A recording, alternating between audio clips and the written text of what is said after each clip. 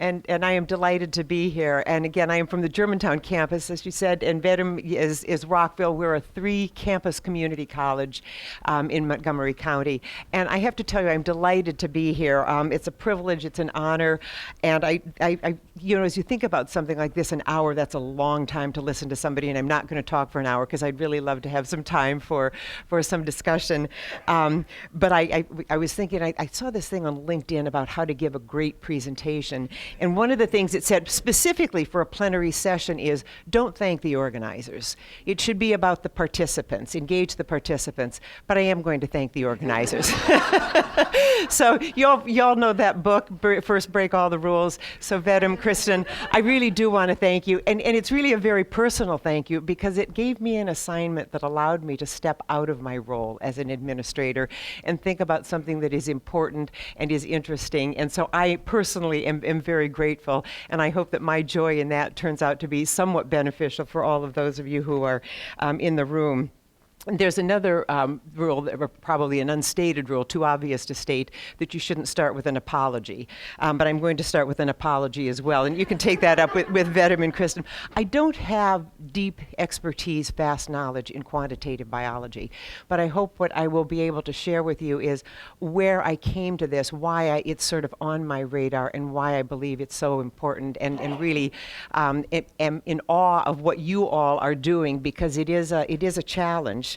And there's a third rule that I'm going to break. I think it's a rule that you shouldn't talk too much about yourself. And I hope it's not too much, but I do want to share a little bit of my pathway, what I have done in the past, and again, why I think about this and why I wish I had more time to think about this. You're probably sitting there going, so why is she here? Why is she up there talking to us or down here?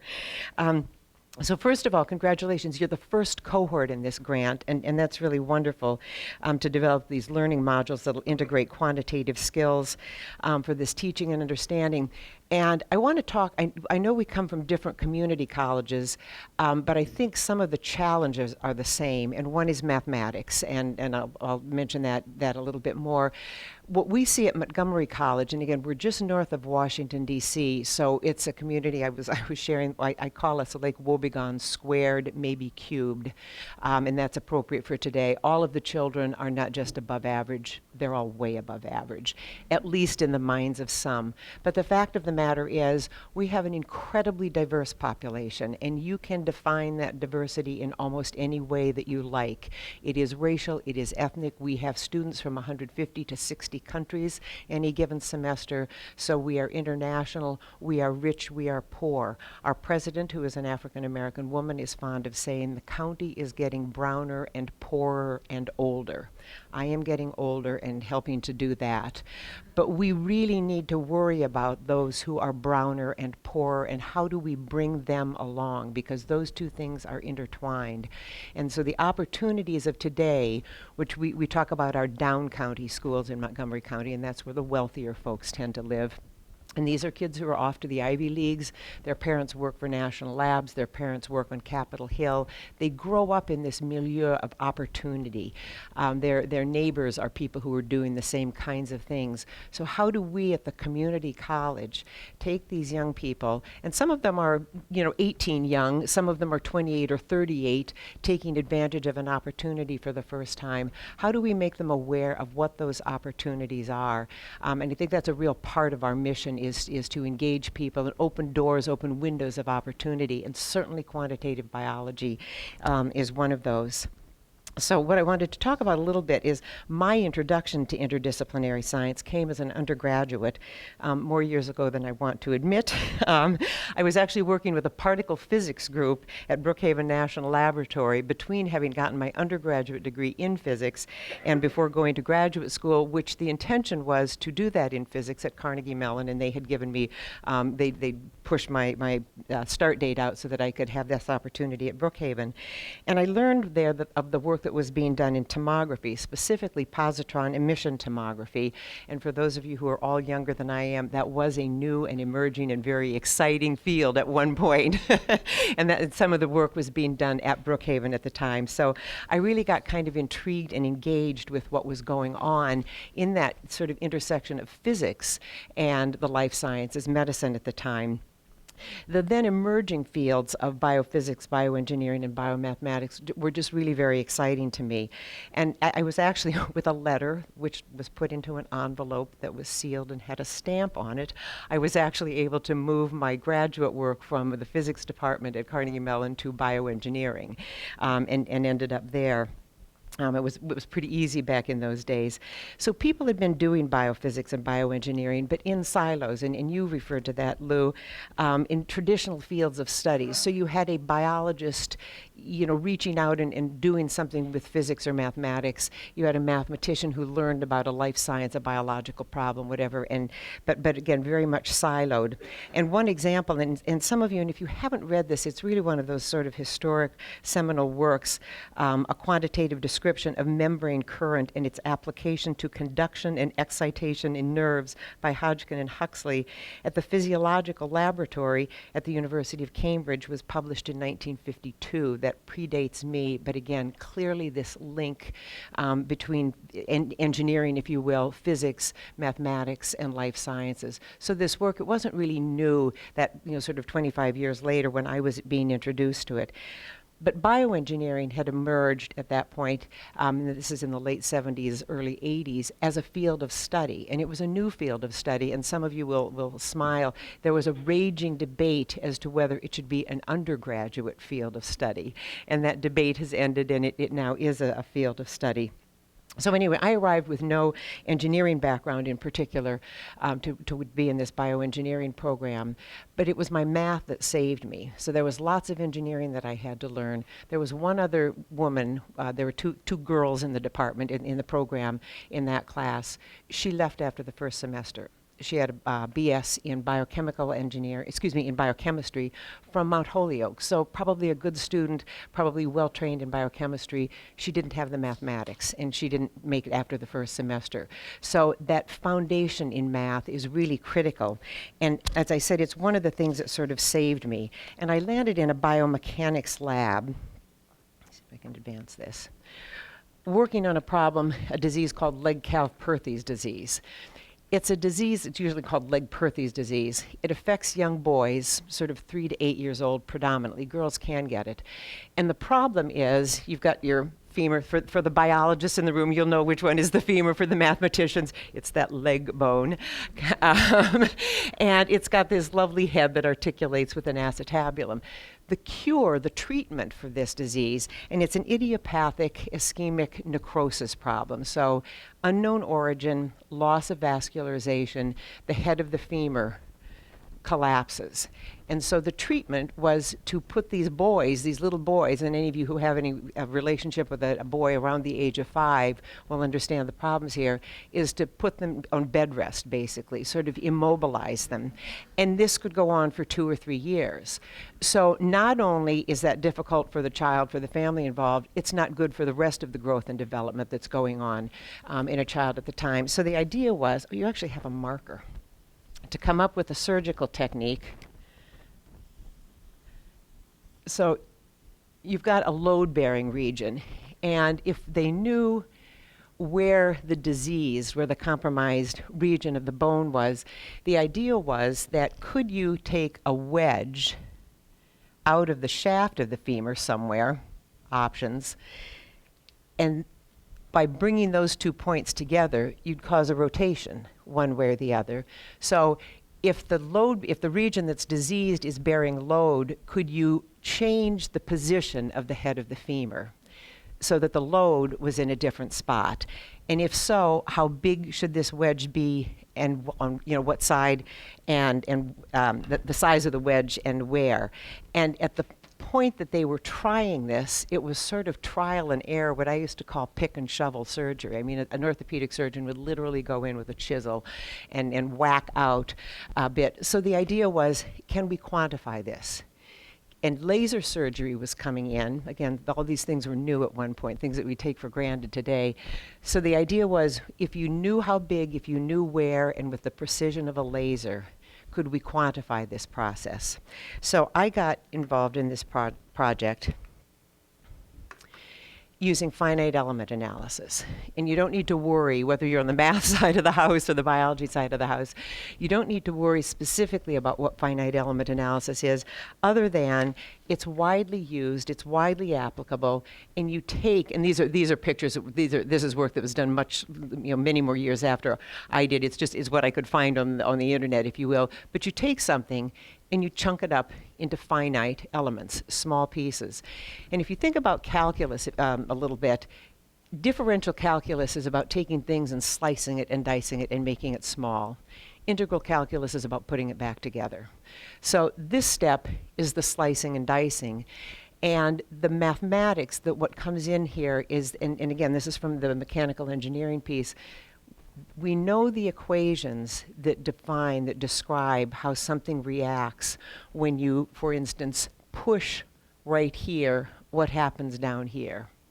If you push over here, what happens in any of the other elements. So you get these models of, you've got load, and you can put those load, you can attach that wherever, and you can solve this problem, is the bottom line. I don't want to get too bogged down in all of this, but these are problems that are solved in areas like structural analysis, heat transfer, fluid flow, mass transport, and electromagnetic potential.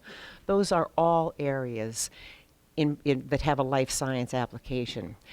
And students need to understand this. They need to know, even if they're not at a level where they can solve the problems, to understand that potential, not the electric potential specifically, but what is the work that's going on? Why should you connect these things? Why does a biologist need to know some mathematics? What doors, what windows of opportunity open when you can share some of this? And so, again, going back to this finite element process, the method that formulates the problem is a system of algebraic equations. So this is not particularly high level, and then you get into some differential equations and partial differential equations. So even the student, if you had a student who was really interested in something like this, they can take a pretty deep dive at a sophomore level. But even for those who aren't, to understand what some of these issues are and the problems that can be solved. So, one of the first things to do in looking at a problem is to decompose it. And then once you've done that decomposition, you've sort of figured out all the different pieces. And next step is, whose domain is that? Who should be working on that? And this is another thing that I think it's really important to share with students. It's pretty much team science these days. If you look historically, there are a lot of people who are doing some crazy things. They ended up getting Nobel Prizes for them in some cases, but they're often working in isolation. And so much work today is done in a team. So to take that problem apart and say, who's working on what part of it, that only works when everybody, where there's an intersection and people have some awareness of what the other components are, what the other domains are, if you will. So anyway, the work I did was measuring initially, because nobody knew the mechanical properties of necrotic bone, or for that matter, of healthy cancellous bone. The cancellous bone is that spongy bone. For those of you who haven't seen that, in an X-ray, you may have seen that. So the head of the orthopedics department, he would have on a particular morning of the week, he'd do a whole bunch of hip replacements, and he'd bring me the femoral heads, and he'd say, "Here, Margaret, do your math on these." And so the math was to chunk them up in those little pieces. Again, the experimental piece, have students know there is real hands-on sort of fun work still being done. And then with those measurements made with that data, put the problem together and do the analysis. So my advisor wrote the finite element program that we used. It's an off-the-shelf product now. It's like between Cheerios and popcorn. And so that's another thing. The tools that are available, you don't have to write your own finite element routine. You don't have to write a lot of routines these days, but you have to know it exists. You have to know what it can do. You have to know its capabilities. And so again, those are things I think that we need to talk to our students about, and whether it's these modules. I love the idea of these modules, and I know that the kinds of things you'll be talking about and creating are really to teach concepts that are embedded in a curriculum. But part of our job, I think, is to expose students to why. And everybody in here, I'm guessing, who teaches math has been asked, who uses this? Why do I have to know this? And I've had colleagues, and I hope that the mindset is changing, who've said to students, and have shared that they've said to students, not in a negative way, well, I don't know, I teach math. You'll figure that out in your other courses. It's my job to teach you the math. That works for some students, and there's students who are always sort of leapfrogging over certain things, but that doesn't work for a lot of students. And so if you can make some connection and say, well, I can't tell you exactly, but there's some really cool math being applied to some biology problems. The other thing that I think students need to understand, here, go back, the tools of a discipline. You know, if you there's that saying that, you know, if you only have a hammer, every problem looks like a hammer, like a nail. But if you have a hammer and you're skilled with that hammer, you can put up a picture, you can build the doghouse, and that's one of our new science buildings at the Rockville campus. So there's a lot of work you can do if you know how to use that. We tend to teach in silos. We teach the work of our disciplines, the tools of our disciplines. So how do we share how broadly applicable they are? And that is one of the beauties of mathematics, is it is very broadly applicable. My first job after graduate school was actually doing space shuttle flight loads for NASA. And you might say, you came out of bioengineering and you're doing space shuttle flight loads. They saw finite element analysis on my application, and I had the job. So again, the numbers change, the coefficients in those equations when you're talking about titanium and all kinds of other things in satellite components are different than they are when you're talking about necrotic cancellous bone or healthy cancellous bone. But the fundamental equations don't change. F equals ma works whether it's a big F or a small f. You can figure out what the concomitant A is. And so again, to have students understand the power of what they're learning, the broad applicability, and that comes, and somebody talked about this, understanding a chi-square value, a p-value. Just calculating that isn't sufficient. What can you really do with that? And one of the things, quite honestly, that I think we suffer from in the classroom is these kinds of discussions and this kind of understanding takes time. And we're often in a hurry to get through curriculum. And I understand that, but I think the time spent sometimes in motivating students and having these kinds of conversations, if they are motivated, they will do the work that otherwise we're saying, well, why didn't you do your homework? You know, it's late and you're looking at a spreadsheet or something and they didn't get the work done and it's math and they don't like the math. So as I said, I think that time spent in providing some motivation and making some connections is really valuable for students. So continuing on today, I ran across an article, again, going back to finite element and life sciences. In 2018, finite element analysis of biological soft tissues surrounded by a deformable membrane that controls transmembrane flow. So again, it's still being put to good use. And one of my favorites was the investigation into the mechanical properties of very soft tissue which do not bear mechanical loads, such as the brain, liver, kidney. Because, anybody want to take a guess why we care about the mechanical properties of things like the brain that don't bear load? Pretty much sheltered by your skull. Not a lot of load bearing there, even if you're doing this. We've witnessed a rapid advance in various robotics techniques relevant to medical applications. New automatic surgical tools and robots, as well as virtual reality techniques, have created a need for accurate soft tissue and organ models. And so this is being done in the brain. This actually was a review of the finite element model in head injuries. But anyway, so this is now a decades old, and yes, decades, a decades old technique still being used widely in ways that I guarantee you 30, 40 years ago when it was being developed, nobody anticipated that this kind of application. But that, again, that foundational relationships, those are there, and people continue to find ways to use this and apply it. So should freshmen and sophomores be doing finite element analysis? Maybe not, although you might be able to find some really cool applications, download software. But might they have an understanding of one way that a set of problems can be approached exists? I would argue yes. And again, I'm a big believer in that you plant these seeds, you get these dots out there, and the network, that node that this group is, and it isn't always clear when and where a connection will be made. But I think we could probably survey this group, and certainly our students who have graduated and gone forward.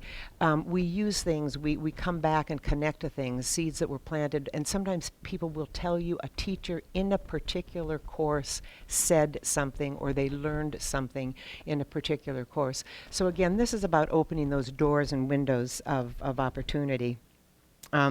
There's a famous essay that appeared in 2004, Mathematics is Biology's Next Microscope, Only Better. Biology is Mathematics' Next Physics, Only Better. And author Joel Cohen talks broadly about mathematics being interpreted as a more general microscope, and it can reveal otherwise invisible worlds in all kinds of data, not only optics. So again, it's that use of mathematics as a tool, as a microscope, letting you look. We would not want to produce a biology student who's not familiar with a microscope, and we shouldn't be producing biology students who aren't familiar with mathematics and what they can do, what they can image with that. Mathematicians, I will tell you, often don't like to think of their field as a toolkit. They are enthralled by the beauty of the subject. They describe it in terms of elegance, simplicity, the harmony of numbers and forms, of geometric elegance. Stern perfection was one of my favorites. Truth, mathematics doesn't lie. And that's all great, but for scientists and engineers, the beauty lies in the application, in the ability of mathematics to describe precisely, to model, to predict. In the 17th century, so this isn't an old idea, Galileo famously stated that our universe is a grand book written in the language of mathematics. And more recently, the Nobel laureate Eugene Wigner argued that the, quote, unreasonable effectiveness of mathematics in the natural sciences demanded an explanation.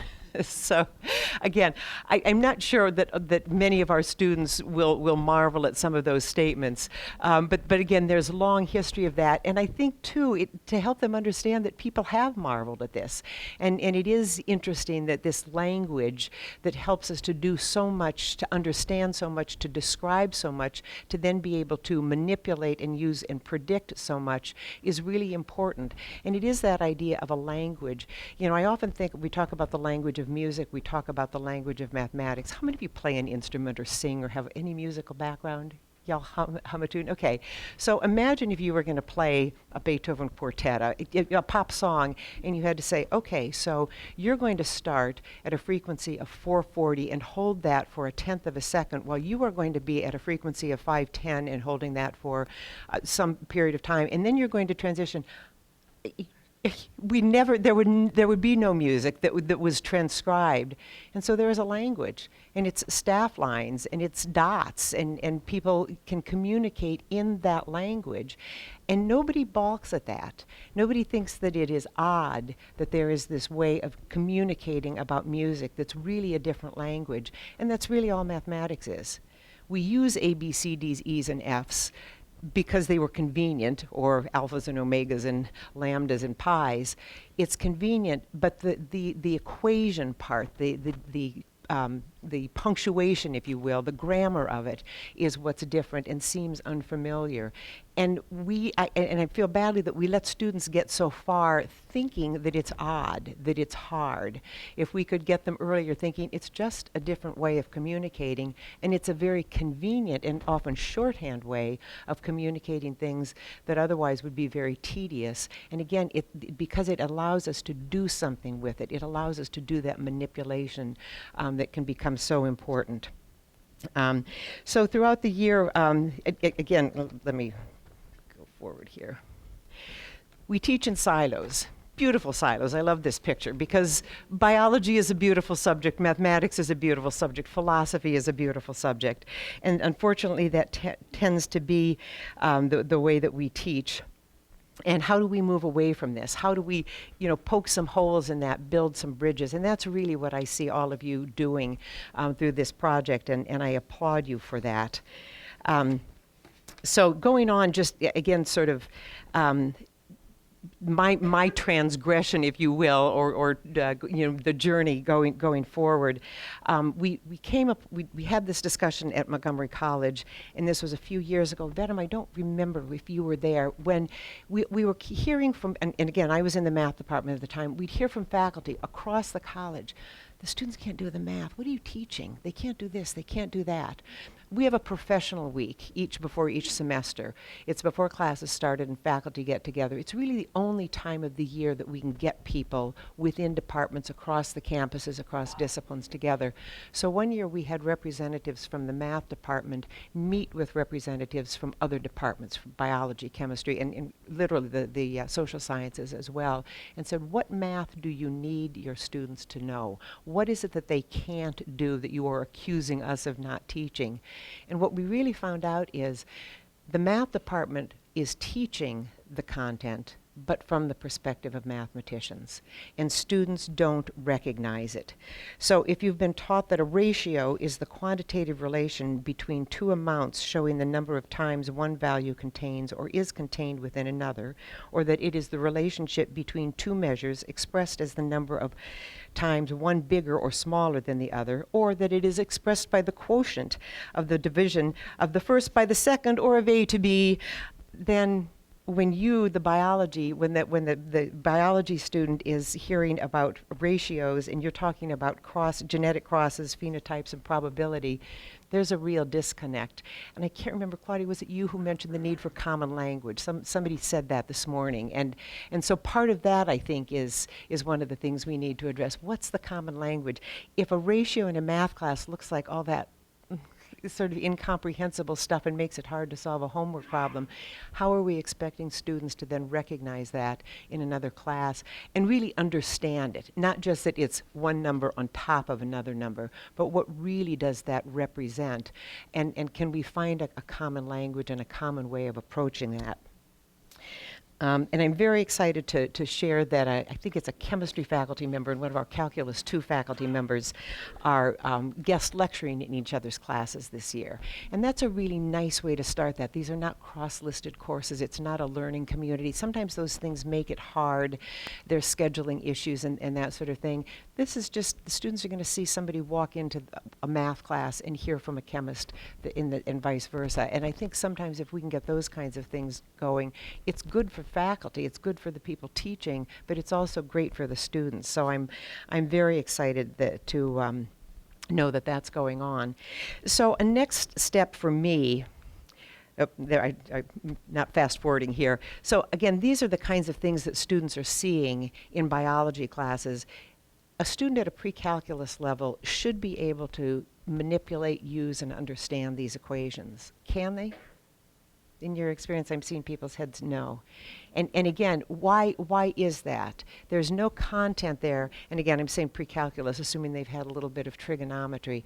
So how do we help them in the math class? And is this a module? How do we take this apart? I have dealt with a couple of students over the years where we typically talk about linear equations in terms of y equals mx plus b. You change any one of those variables or letters representing it, and they go, but where's m? I can't solve it for z. Where's y? And that is a failure on the part. I'm going to throw this at the math faculty and probably really at the middle school and high school level, to help students really understand and take ownership of what that alphabet soup is. Isn't math about numbers? And we've thrown all these letters in, so what do they mean? And to help students take, at the 8th grade level, at the 9th grade level, to really understand that, yeah, we can swap out those letters. That's sort of irrelevant. Why is there a P and a V here? I'm used to X's and Y's in my math equations. Well, if we help them in math classes understand that those usually will stand for real physical quantities, it starts to make more sense over time, that the others are sort of placeholders. Now, for the mathematicians who like the beauty and elegance and simplicity, that sort of common y equals mx plus b may have some appeal. Most of our students will not go on to be math majors. And I argue that even those who do see the beauty and elegance and love the mathematics, they may be slightly perturbed by the application, but they'll get over it and they will go on and pursue when they transfer at that junior, senior level, graduate student, and they'll say, oh yeah, I remember when they talked about that stuff. It just was not interesting to me. And I've talked to people who started in physics and pivoted to mathematics. So it does happen. And this gets me, well, let me talk first about another thing, and I'll come back to this. So one of the things that I did, and this is where I really sort of took a deeper dive into being passionate about this. In 2012, I wrote an STEM grant actually with a couple of colleagues, and it was called, we named it On Ramp to STEM, and the ramp was retention and achievement through mathematical prowess. So the overarching goal of On-Ramp was to provide access to quantitative biology, to the quantitative biology superhighway by introducing students to and piquing their interest and curiosity about the mathematical biological links, a missing link for many students in these disciplines. The ability to measure and model in order to understand and manipulate biological processes is at the forefront of research and workforce demands. And that was, I took that right out of the grant. My elevator pitch at the time, and really sort of still is, that a science student who loves math really is likely to head towards physics. A science student who can tolerate math, put up with it, may become a chemistry major. But the science student who is fleeing math, the math phobic, headed towards biology. And I've had some faculty at Montgomery College, not Vedum, but I have had colleagues say, that was me. And I've been at conferences where, again, biologists, and these are people with graduate degrees, say, oh yeah, that was me. It's the math. If it's beyond algebra, I'm not doing it. And so there are too many members of the community who are members of what I call the math-phobic biology club. And that's what we really need to work on changing. And again, you don't have to be math-philic necessarily. You don't have to double major. But the phobia is going to interfere. So my motivation in writing the grant, in part, was recognizing that biology is no longer a safe haven for the future scientists fleeing quantitative disciplines. And quite frankly, we can't afford to lose those people. If we have students who really want to do science, who are passionate about biology, about the life sciences, we don't want to turn them away because we say to them, you've really got to master some math at this point. So we need to figure out a better way of merging these fields, of helping the biology student understand how and why mathematics is useful. And hopefully by seeing that, they'll do that deep dive of mastery and become more competent and maybe even enjoy it. When I started working on this grant, I started to use the phrase computational biology, but it was already a well-defined field. I used to joke that you could put the word computational in front of any subject and you would find an emerged field. But that really isn't a joke. You can today get a PhD in computational sociology, in computational economics.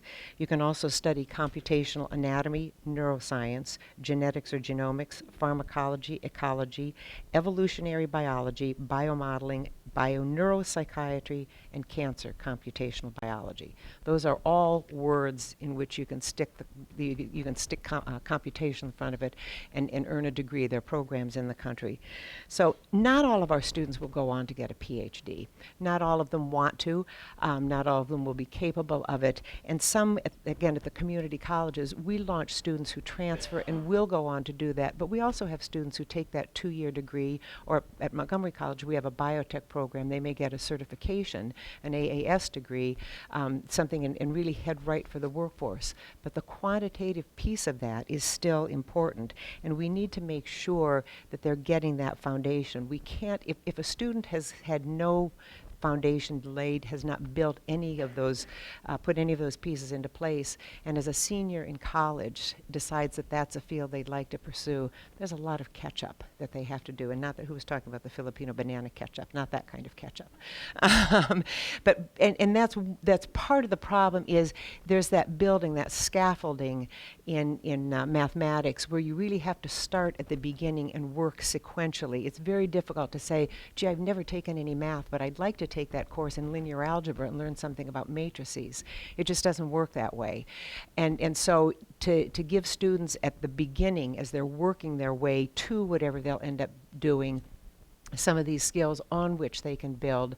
Again, when I was in the classroom, I used to tease students who'd say, I'm never going to use this. I'd say, well, A, you don't know that, and B, you can be buried with a full brain at no extra charge. So fill it up, and then use it. Again, those dots are out there, and if they're out there and you can reach for them, it's kind of like being able to reach for the stars. So anyway, again, kind of motivating that, the students to take that deeper dive and struggle to understand something. So part of what I did too, and again, I sort of enjoyed this exercise. I asked some faculty colleagues, both in biology and biotech, and I said, where are the weaknesses? What do you hear, what are you seeing in your classrooms, and what do you hear? And again, in particular, our biotechnology folks tend to work very closely with people in industry.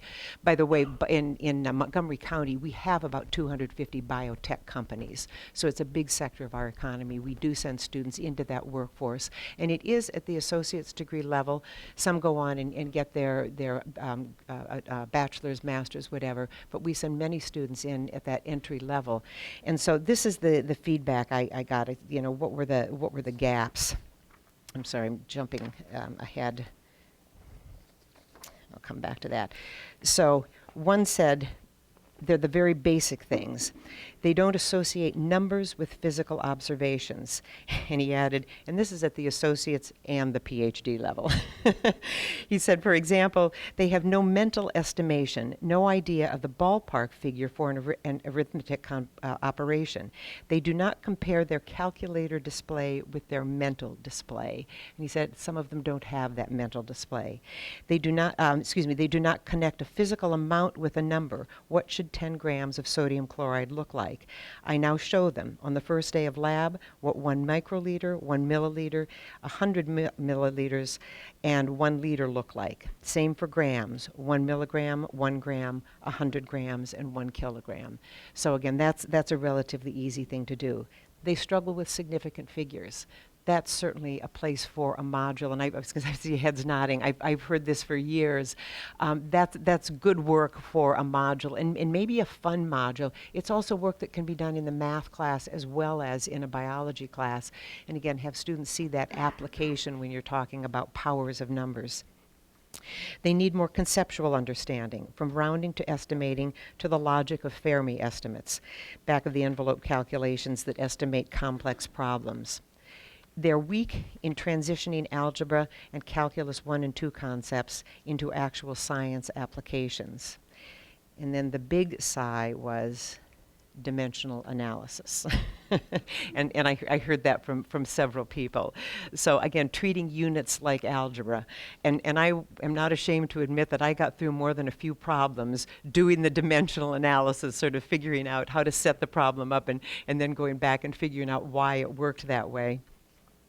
Again, a module, is there a module here? They need more applied examples besides the basic growth curve for bacteria. Tracking the increase in the number of cases of the coronavirus and modeling is a perfect example, and predicting mutation rates. I'm going to push back a little on the coding experience. Any coding experience is good experience. They should be able to code from Excel to R to Python or C++. And one person commented that many students, we assume they have good Microsoft skills because it's been out for so long and everybody's on their devices, but many of them don't. And so to sort of do that check, and maybe that isn't something to be taught in a math class or in a biology class, but if the students are weak there, are there resources at the college that can help students develop those kinds of skills? And I'll share in terms of the coding, and again, we are fortunate to live in the backyard of NIST, of NIH, of FDA, so we have students who get some pretty fantastic opportunities because of these national labs, and one is through a grant opportunity. We send 16 students a year to NIST. And they work with a research group, and then they have to do a presentation. They are now required to have some coding experience. It was not on the description many years ago, and then it was optional. It was a preferred kind of a thing, and now they're asking students to have some coding experience. So again, how can they get that? Modules, maybe one module isn't enough. We're actually talking at the college, can we create one credit classes? I'm guessing you all face the same issues that we do in terms of transferability. If a course doesn't transfer, if it's not part of their program, 2/3 of our students are Pell eligible. Pell won't fund something that's not in a program. So here we are encouraging them, even if it's not in your major, take a statistics course, you won't regret it. Even if it's not in your major, take a coding class, you won't regret it. But they can't get financial aid for that.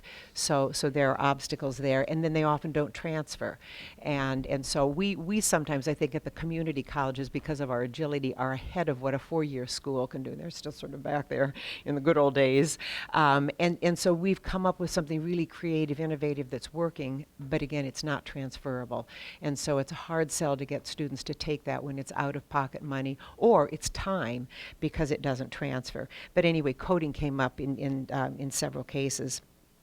And the other, and again, this goes to awareness, not necessarily what students would be doing, is DOE, and that's not Department of Energy. It's the design of experiments, how to statistically design interpretable experiments in which several variables are changed simultaneously. DOE is defined as a branch of applied statistics that deals with planning, conducting, analyzing, and interpreting controlled tests to evaluate the factors that control the value of a parameter or group of parameters. I'm not expecting even our good sophomore level students necessarily to do the deep dive into that. But is there a way, a module, a discussion in class around a lab, to help students understand experimental design? We have an adjunct who works at formerly MedImmune, now AstraZeneca, and I ran into her in the hallway, this was a couple of years ago, and she was sort of frustrated and flustered, and I said, uh-oh, what's going on? And she said, oh, we're hiring, and she said, I just need somebody who can design an experiment. And you step back from that, and I'm sure the biologists here are saying, that's not a trivial task. So again, is there a way in freshman, our Biology 150, a 200-level biology course, is there a way as students are being read into that kind of an exercise to give them some understanding of how and why is this experiment designed? Not just, and I know there's great effort to move away from certainly what I had, those cookbook labs where you open it up, step one, put the cursor here, turn on this, do this, and then, you carefully took your data and wrote something up, and often not a lot of discussion or understanding of the what and why. So I think anytime we can incorporate that, and the mathematics becomes a part of that, what data, how are you going to analyze it, and to maybe use those words so that students know, again, design of experiments is a real thing. It's something that if you can do that or are interested in it, it's an opportunity out there. Quality control was another issue that came up, and using lab equipment. It no longer requires one to know, say, calculus to analyze the data. The equipment will crunch the numbers most of the time, but a person who has no idea what that means does not know what they don't know, and that can be dangerous. It's good to have an awareness, if not an understanding, of what that black box is doing for you. Back to how much math do you really need to know? Finite element analysis. Do you have to be able to write that program? No. But what's the black box doing? How does it work? And so if you're going to use it, you're using it well, and not making errors because of misapplication. Another thing that has come up at the college, I assume you all have general education requirements, some basic core set of courses. Our general education courses, one of the ways that a course gets onto that list, and the discipline has to apply for that, is that it introduces students to the thinking of a discipline. And that can be economics, it can be English, it can be math, it can be biology.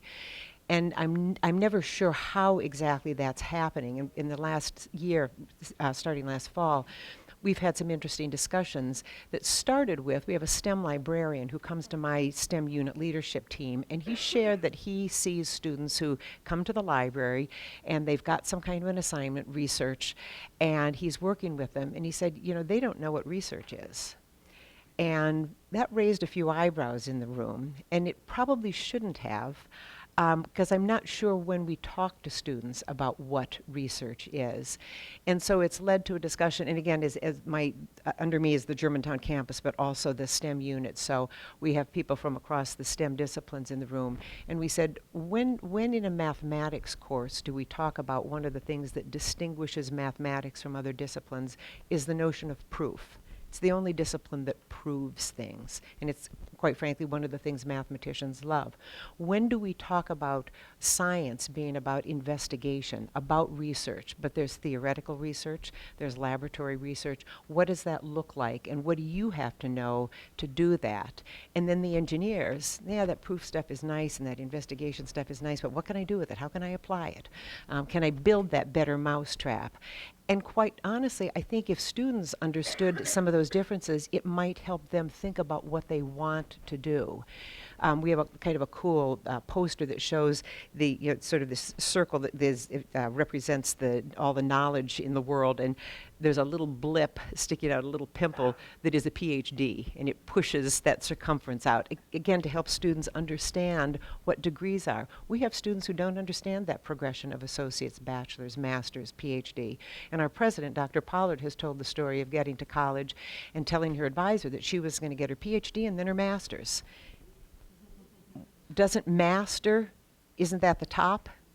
And so she, again, and that's not unusual to have students not know and understand some of these very fundamental things about our disciplines, about the how they're going to navigate academia. So to have these kinds of conversations, and they can sometimes, I think, be interwoven in the course of a lecture, a discussion, an advising moment. It's not necessarily that we need a separate class, but how do we weave these things into the conversation so that students over time pick up on these things and start to put together this sort of puzzle, and on that puzzle, through that puzzle, is their journey, and they can start to lay out those some of that. So I'm trying to keep my eye on the time, and I do want to have time to answer questions, to ask questions, because one of the things I meant to say at the beginning is I want to know what somebody like me, somebody in my position, what can an administrator do to support what you're doing? So as I said, I'll wrap up a little quickly, but one of the things I wanted to share, and it was an article, a 2014 article in the Molecular Biology of the Cell, and it started out, it said, it was sort of almost like a blog post, if you will. What does a mathematician looking at bacterial division under the microscope have in common with a biologist looking at stochastic simulation of microtubule growth? Both can be found at the physiology course at the Marine Biological Laboratory, MBL, in Woods Hole, which brings together graduate students and young postdocs who have a passion for quantitative biology. Students entering the course with a wide array of scientific backgrounds, including chemistry, molecular biology, and mathematics, then theoretical physics. Although at first hesitant to step outside their comfort zone, students leave the course confident and courageous in their abilities to work across traditional academic boundaries. Now, these are graduate students, these are postdocs. They are well beyond where our students are.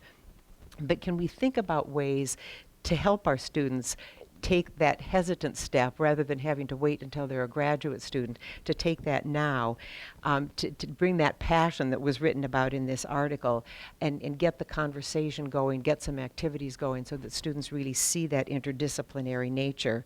One of the observations made was that we strongly believe that, and again, the same article, we strongly believe that quantitative approaches not only aid in better addressing existing biological questions, but also enable the formulation of new ones.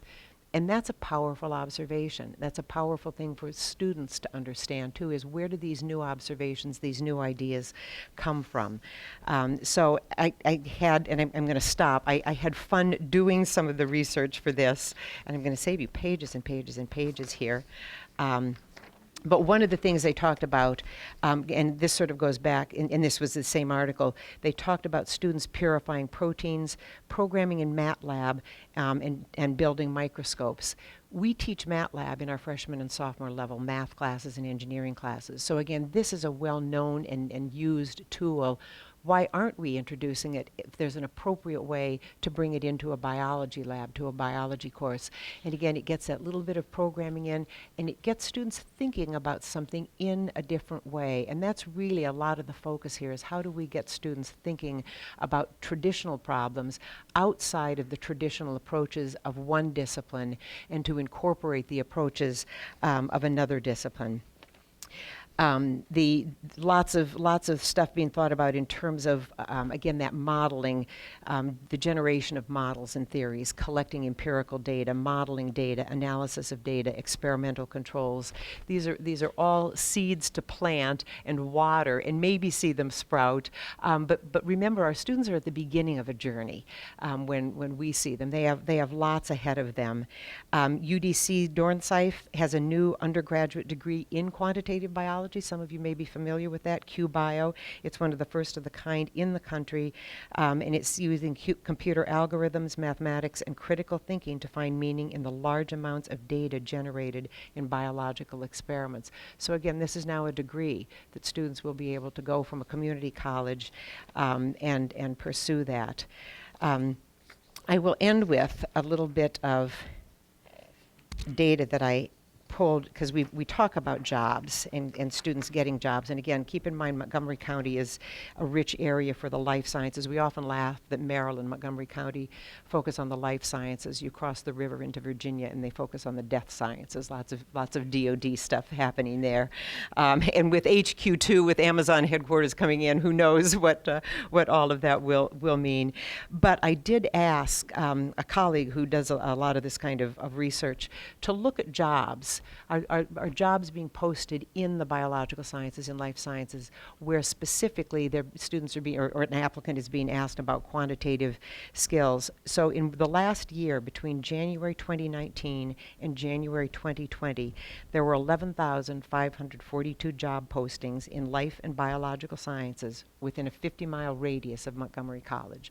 Probably Vedum's campus. It's probably Rockville. I'm sorry. There were 24,786 job postings in that area. Those 11,542 specifically required some mathematics and analytical knowledge. That was in the ad, in the posting. I'm guessing that's 47%, and I'm guessing it's actually higher than that if you consider the fact that many jobs like this, there's going to be an assumption about what people know. And so analytical skills, basic mathematics may not be listed. So certainly if we look at just our geographic region, there's a real imperative that we have students be well prepared. And that's really what this is all about, is are we preparing our students for the future? Are we preparing them for now? And part of that preparation has to be that we're loading them up, if you will, with the quantitative skills. For us not to prepare biological science majors for this reality leaves them ill-equipped and unprepared to work in their chosen field, and probably to advance in that chosen field if they don't have a strong background to build on. So it's the urgency and the magnitude of the challenge, it's a wonderful problem to have, to look through a new lens to see a field of study revealed, understood in ways that was impossible not too long ago. And I'm going to end there, and I welcome any questions. And as I said, I would love to know about your experiences. And I said, what can administrators do? Yes. I'm sorry. Thank you. So that was fantastic. And that was Woods Hole, by the way. Two questions.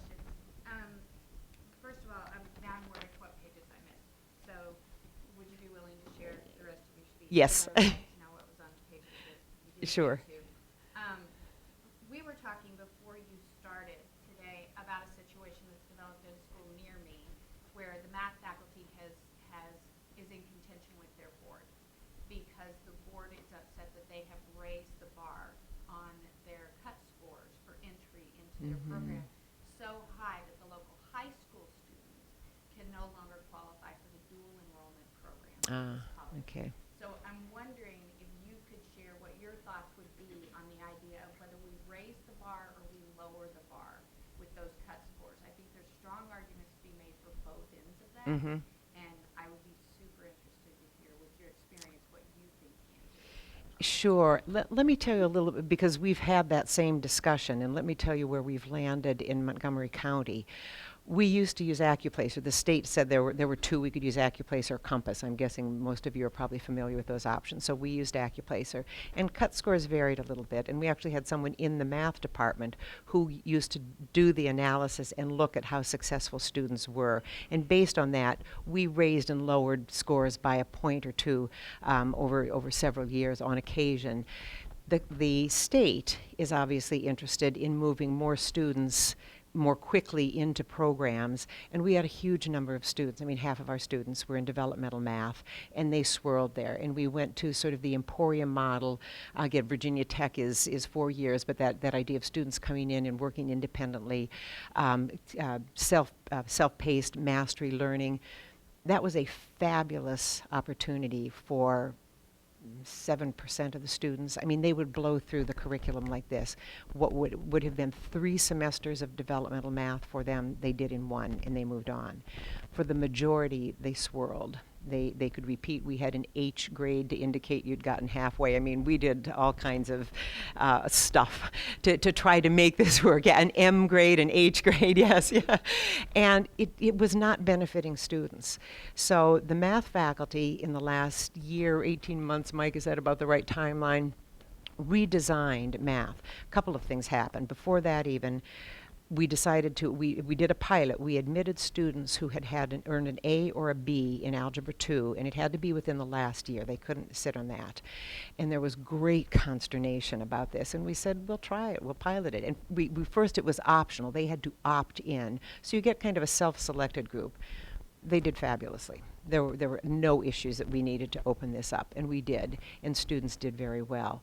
We've now, by state mandate, students who have a 3.0 or better can go into college level courses, and it's a 3.0 general GPA. It's not their math GPA, it's not their English GPA. And so we are looking at that data. To accommodate that, we have taken several of our foundation math courses, statistics being one, and then there's a finite math course, that kind of survey course, where we've taken them from 3 credits to 5 credits. Those 2 additional credits really are developmental math, but it's a continuum, so they don't have to they do have to finish the 1, but it's not in separate semesters. And so far, the success rates have been tremendous. And I think it is a combination of how teachers are approaching this, and also it's very discouraging for a high school student to come in and find that, they've taken Algebra 2, maybe they've taken pre-calculus, and we're telling them, no, you really need to start at an Algebra 1 level, and you've got 3 semesters or 2 semesters before we're going to let you take a college level math course. And those are the students who don't finish. And so far, we have seen, the Accuplacer scores have not changed, but the access, and these are the foundation, not necessarily the STEM students who are coming in, but because we'd sort of been monitoring those Accuplacer scores, the students who have gone into courses based on those, or their Algebra 2, their A or B in Algebra 2, have been successful. I would say, what's the data showing? And then where is the disconnect? I understand that tension, and people really kind of hunker down and dig in. But the other thing I think to ask is, how is the math being taught? And I don't have my cell phone with me, but we all carry around something like this that can solve a problem. And again, one of the things I really think we need to help our students understand is access to information, to facts, is not knowledge. You can ask Siri something, but she didn't know what question to ask. She didn't come up with the question. And if you can't explain it, again, back to the p and the chi-square and stuff, if all you can do is calculate that. So what is being taught? Are we asking calculus students to take a derivative, find an integral, and then spend 3 pages simplifying it? Probably not a good use of their time these days. Take the integral, yes. Take the derivative. Understand why. What does that mean? What is that rate of change? We talk in x's and y's, and it sort of doesn't mean anything. It's like if you're fans of The Sound of Music and that, do, re, mi, but it doesn't mean anything until you make a song out of it. So I think I would look at curriculum, what's being taught and why, where are students not succeeding, and can that be fixed within the content of a course with some just-in-time mathematics? That's often very successful. I think you're going to lose students, quite honestly, if the bar gets put here. They're discouraged, and there's so much content that is still accessible. If the right mathematics is at the right time. So I'm equivocating a little without knowing more information, but just raising the bar is often not the solution. I mean, if they're just looking for talented math majors, it might be, but presumably they're not only looking for talented math majors, that it's about making this content accessible to students who need to use it, who need to understand it and apply it in other fields. Yeah, I wish I had an answer. I don't Yeah. know that we have good data on whether AccuPlacer Okay. accurately predicts for success in math. I really don't. But if you I look, know that prior grades do, so yes. It's refreshing to hear Yes, that we're- prior grades now predicts greater or more precisely for success than do ACT, Yeah. SAT, AccuPlacer, math testing, any of the Ex- standardized tests. Exactly. And some of it is, again, because students don't live in the math world. If they've been out of school, out of a math course, they walk in, they sit down, they take that AccuPlacer test in an afternoon. They may or may not understand that this is a high-stakes test. So they do it and see what happens. But the other thing is, and again, those of you who teach, let's say pre-calculus, so students have been through some algebra, have you had the experience where you say something about, so if we want to factor a binomial, and students go, what? Never heard of a binomial. Am I in the right class? And then you write y equals, a squared plus ax squared plus bx plus c. And oh, yeah, I know how to do that. And there's a lot of that, I think, until students have seen things enough times. And there's some debate, I think, in the world of education as to how many times someone needs to see or hear or do something to really take ownership of that knowledge. But I always used to worry with tests like AccuPlacer that we also lose students who, or the score goes down because students do know how to do this if they had a very quick review. And I used to tell when I hired both full and part-time faculty, I don't ever want to hear you say to a student, and not that I'm eavesdropping, you should know that. If I had a nickel for everything I should know, I'd be on my yacht somewhere. And students forget things, we all forget things. And so sometimes just to slip in that sort of just in time, just in case you forgot, okay, and so build up to, and just move on. It's not a big deal. And often the time it takes to sort of scold a student, well, I'm not answering that, you should know that, you could have just answered the question. And so there's some things like that I hope we're not seeing as much of in kind of an old school, that sink or swim. Calculus is the course where we knock them out, and that whole idea of it being a feeder course as opposed to a weeder course. And that was sort of what the Harvard calculus reform was about. Calculus was viewed, and I talked to someone from Ohio State many years ago who said everybody came in and took Calculus 1 to get rid of 50% of the freshman class because it was open enrollment back in the day. That doesn't say much for a lot of things.